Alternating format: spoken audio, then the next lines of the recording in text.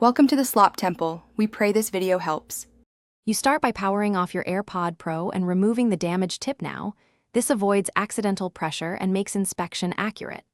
Once detached, examine the rip.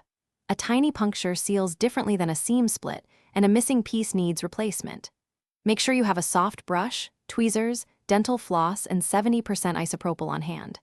Doing this first saves time later because repair choices depend on tier type, so decide whether to patch, restitch, or replace before moving forward. Now, repair technique depends on damage. For small punctures, place a 0. 5 mm dab of silicone-safe adhesive and press gently to bond, hold for 30-60 seconds. Once done, let cure fully before testing fit. For seam splits, align edges and use a curved needle with fine polyester thread to restitch, or apply a narrow adhesive strip along the interior seam. This preserves flexibility and seal.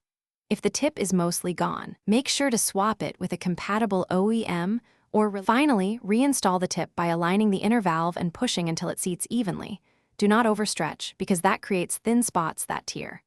Once seated, perform a listening and fit check. Play a familiar track and note bass response and comfort. If sound seems muffled or the fit slips, make sure the tip is fully sealed and clean. Once cleaned, try a new replacement tip. If issues persist, you likely have internal debris or a mismatched size, and replacement is the reliable fix. Stop and switch tips now.